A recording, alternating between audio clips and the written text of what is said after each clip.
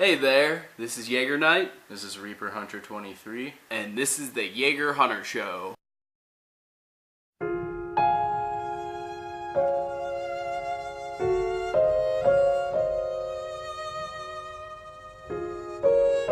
Today we're here to talk about The Evil Within. Evil Within is a survival horror game in which Detective Sebastian Castellanos is investigating a homicide, bites off a little more than he can chew. Multiple And- homicides. Yeah, multiple homicides. Shut up. I'll kill you. Anyway, and he gets put into the mind of a psychopath. Spoiler, since technically that's not revealed until like chapter, 9? 10? It's not like Seabass ever understands what's going on anyways. After he's told that he's literally connected to a psychopath's mind, he's like, whoa, what's going on? Am I going crazy? Yeah. Makes sense if the plot, follow it thoroughly your first time. I'll give you a medal. Yeah, like, he asked me what the game was about by chapter 10, and I was like, I don't even know. I'm guessing. Like, I think it's about this, but I'm not really sure. Anyway. But the gameplay frequently switches back from horror survival to action adventure, and it's really give and take with that. Because chapter 1, you spend the whole time running away from someone. Chapter 9, you spend the whole time trying to avoid Ruvik when he shows up to, like, insta-kill you. There's only one save point in that level too, and it's Ruvik has a tendency to show up whenever he wants, so you have certain areas in the mansion that you have to run to, and you're always anxious to be running back to save your progress so that you don't get owned by the one-hit kill. But there are also frequently super actiony parts like chapter 6, which, if you play on Akumu, is the destroyer of dreams and ender of fantasies. I'll give you a medal if you can do that too. Yeah, a medal if you can do it the first try without dying. Because, I mean, I even did it after my third time on Akumu without dying. So, but to get to the point, it's really difficult and it's not easy to accomplish. But with the gameplay, there are certain points where you'll be aiming with your gun directly at something. You could have your accuracy all the way up and you will still hit outside the reticle. The monsters go to the Danny Phantom bullet dodging school. Exactly.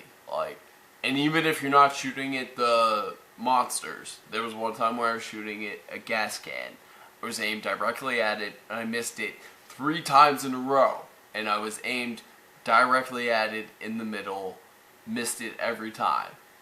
There's really no excuse for that. That's kind of ridiculous that at the point of a game like that you hit outside the reticle. Yeah, what if you were down to the last 3 hits on Sniper Wolf and you just missed when you were zeroed right in on her? That would screw you over so hard. Exactly. Like that type of thing.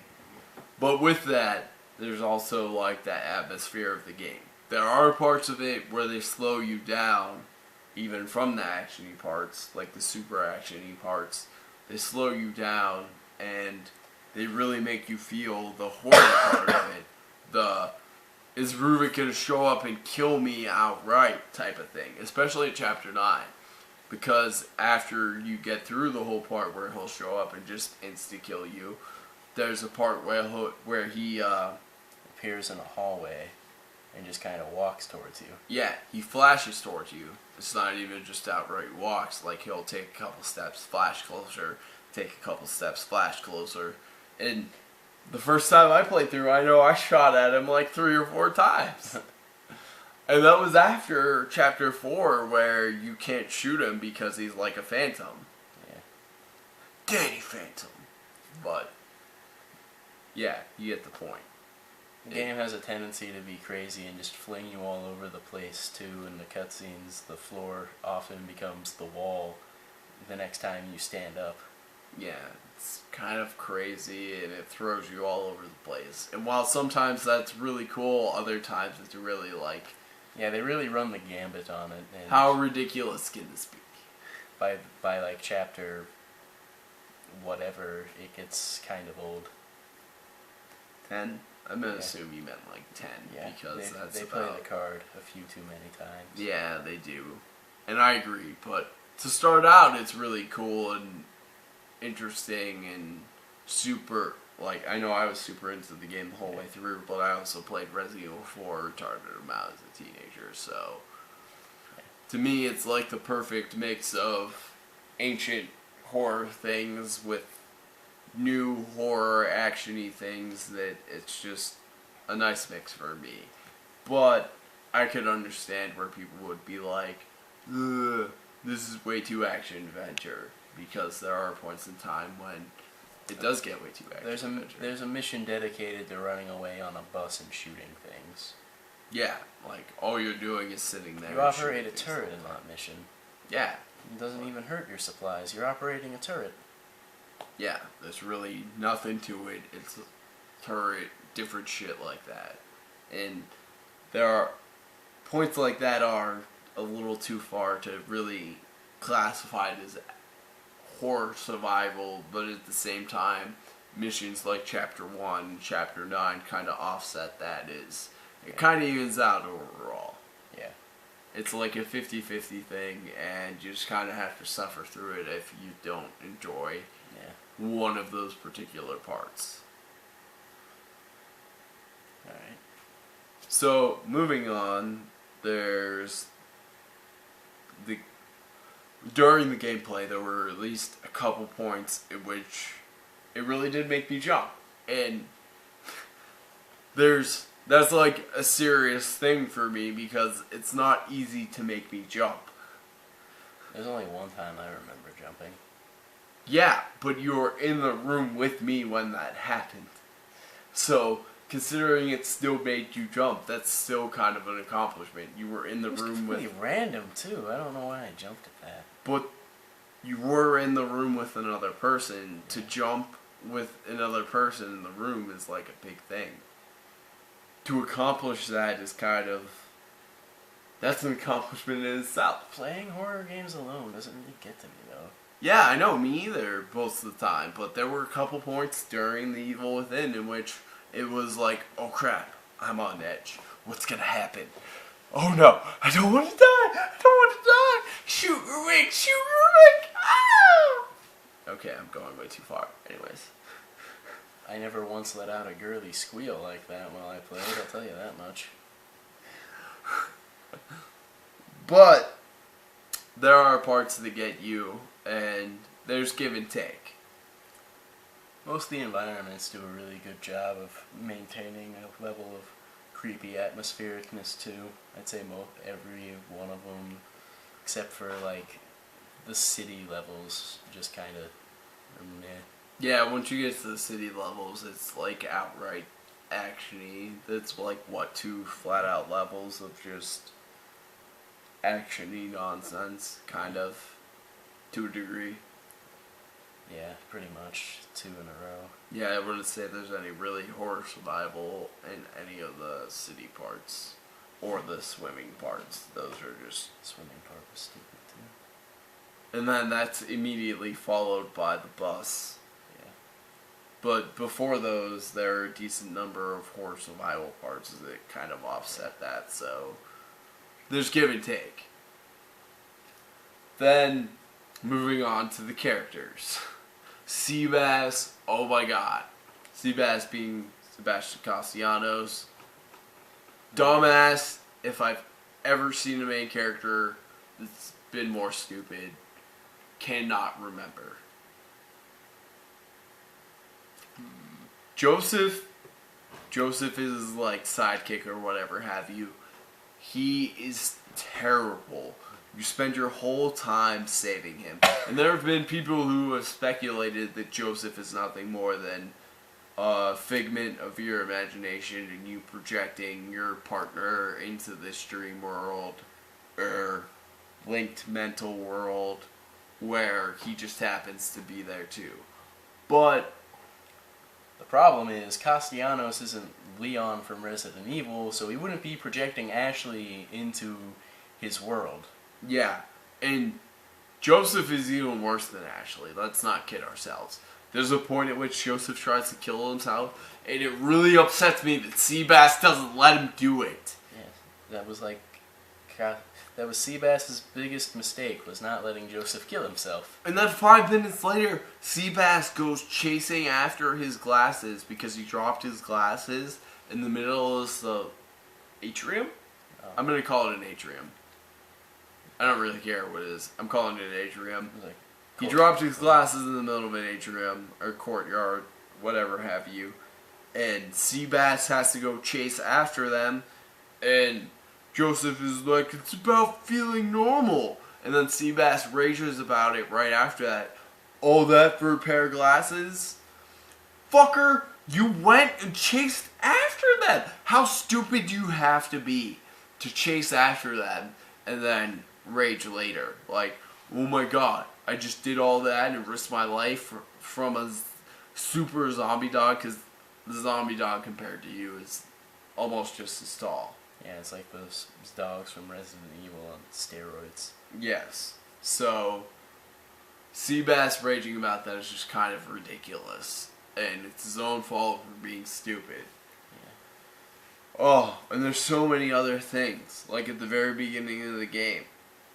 He runs into a slaughterhouse, like nothing but dead bodies everywhere, and he doesn't pull out his gun. They didn't cover how to deal with murder at the police academy. Yeah. Speaking of murder in the police academy, he has to be told by the officer that's randomly in the car with him, Kidman, and Joseph that there's an actual murder spree going on at the hospital.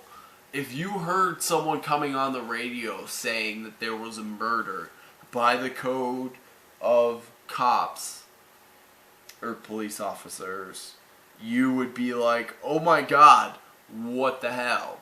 But Castellanos, Seabass, has to be told by Carnes what it means. How terrible a detective can you be to where you have to be told by the guy in an actual uniform what is going on? And his name was Carnes. Who takes advice from a guy named Carnes? Yeah! Anyway, Kidman is the other junior detective person. She's a bit more mysterious. She only comes in and out a few times throughout the game. She's actually interesting as opposed to the rest of the characters that just kind of go along with however the other characters want to troll them, like Jimenez. Yeah. So Rubik, the main antagonist, and let me tell you, he's pretty awesome villain. Yeah, he's easily the best character in the game. By far. Like, if there's one person that I hope gets what they're trying to go after in the whole thing, it's definitely Rubik. Even though his goal is for like everyone to die. Well, in fairness, I don't really like any of the characters.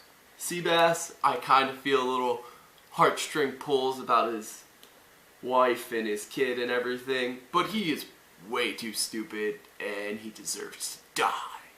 Fatality.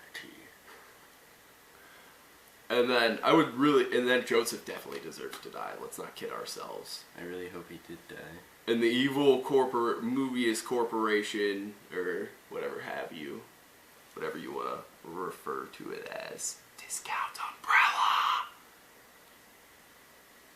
I hope they all die too. That is my hopes for the conclusion to this story, which we might get someday, but Yeah. Rubik is pretty psychotic, even from a young age, which, Like poking at animals and stuff.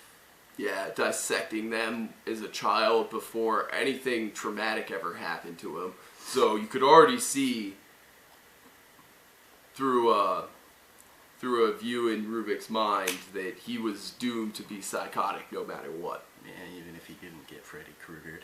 Yeah. And then the Mobius Corporation he completes this machine that links consciousness, which is what you're in the game, and the Mobius Corporation takes him, dissects him, and attaches his brain to this machine to run it. I'd be pretty mad too and want to kill him and go psychotic and start doing that, even if I hadn't been a psycho. Yeah. Like, you do that to me and then you toss people in here, I'm gonna kill everyone you put in here. Screw you guys, you better hope I never find a way to get out. Yeah. That would be... Some men just want to watch the world burn. That would be one of those situations. And who could blame him? How would you feel if you got taken hostage and then ripped into pieces? Pretty angry. Yeah, and this was all done by like Jimenez. Like Jimenez is the one who streamlined it towards the corporation because he was fearing being replaced by Rubik. Something like that. Yeah, something along that line. So the whole watching different parts of that with Jimenez and his own suffering through it. And I mean, yeah, it's Yeah. and you're just like, justice! Maybe only a little bit, but justice! The story just kind of throws you right in it, which is okay to a degree, but one of the very beginning parts of the game, after you finish Chapter 1, you run out of the hospital that you had gone to investigate, and the whole world starts shifting and falling apart. It's like Castellanos was just watching 2012 the night before and was having a nightmare about it. But none of the cops or the doctor stop and go, hey, this doesn't seem physically possible. How is this happening? What the hell, man? No comment about the changing world. They're just driving along like, oh no, we need to make it before the building comes into the road, and we drive straight into the building. But no comment of like, oh my god, what's going on, guys? Yeah, Yeah, they seem pretty aloof about almost the whole thing the whole time. Moving on with the story though, they have, like, one of the other very first things that happens right after that is a replay of the first Resident Evil scene. You know, like, zombies sitting there digging on a body, stands up, turns around, all slow. And they do a lot of that. There's a lot of throwbacks in this game to previous horror games, and I enjoy it in a way, but at the same time, I do think it gets overdone to death. All the traps in this game were in Resident Evil 4. Yeah. Granted, in Resident Evil 4, you couldn't use the traps. Disassemble them or anything. Yeah, you couldn't use the traps as ammo or anything like that, and I think that is a really cool thing that they instituted in the game. It's a good mechanic. Yes. Story also gets so hung up on being mysterious that it fails to give you like the last 2 or 3 pieces of the puzzle by the end of the game. More like 70 or 90, 100 pieces of the puzzle. What kind of puzzle are you making, man? But yeah, you spend the whole time being aloof. I played through the game and I didn't understand what was going on for a very long time. Yeah. It would kind of start to tell you what happens by like chapter 9 and 10. And then they just kind of, they treat you almost like you're stupid because they kind of repeat things they tell you to death. Like, Ruvik, like how Ruvik is, or how you're all hooked up to a machine and Ruvik's kind of like the main person augmenting your world and he's trying to kill you.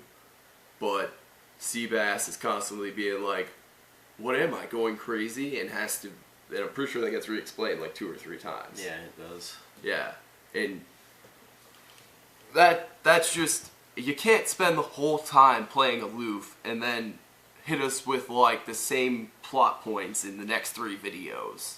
We got it the first time. Like, how stupid can Seabass be, too, that he has to be told that many times? Yeah, it's a little ridiculous.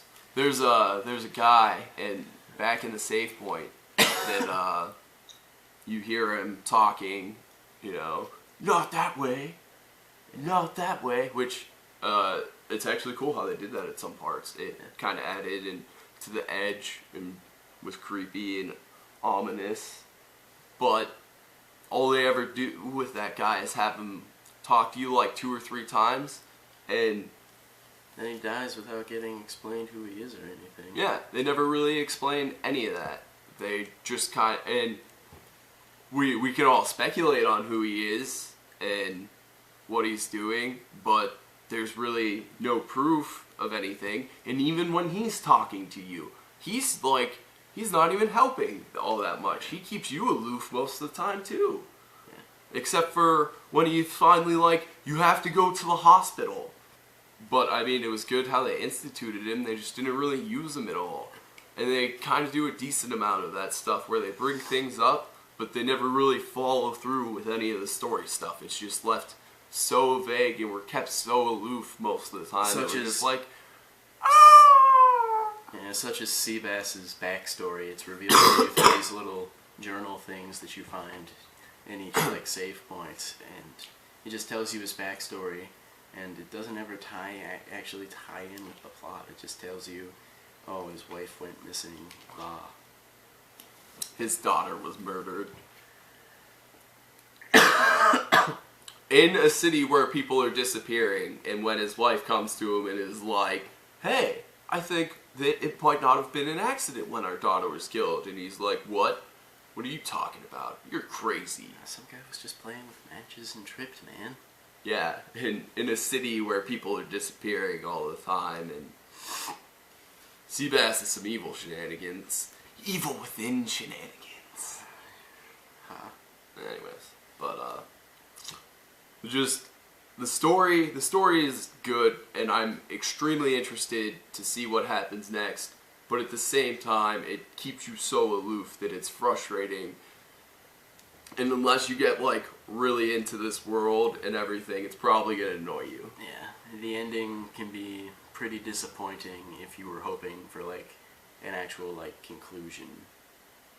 Yeah, I mean, and a lot of the ending is left up to speculation too on what really is going on or what's really happening. And even in the DLC, not a whole lot more is explained there. Yeah. So, storyline wise, this game is shaky. Yeah, very shaky. And it's not unreasonable to be like, just, oh my god, don't even understand what's going on. Why would I even keep playing this? Yeah. I could understand what would make people drop it if they were, because they don't explain like anything for a really long time. And it's hard to stay that into a game where they're only giving you like the smallest tidbits of information sometimes. Yeah. So, overall, I'd say this game deserves what? Like 2 Laura demons out of a pyramid. No, see what you did? 2 Laura demons out of a safe head and or keeper. I don't know. I think it's like 2 Laura demons and 5 safe heads out of alpha amygdala.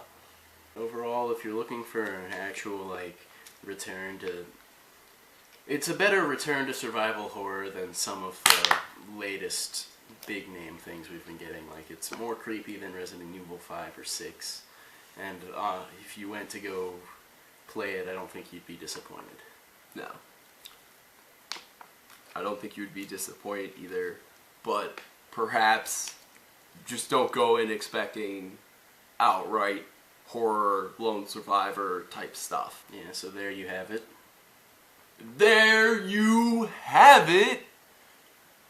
See you next time. Yes. See you be next week, and we'll be covering Devil May Cry.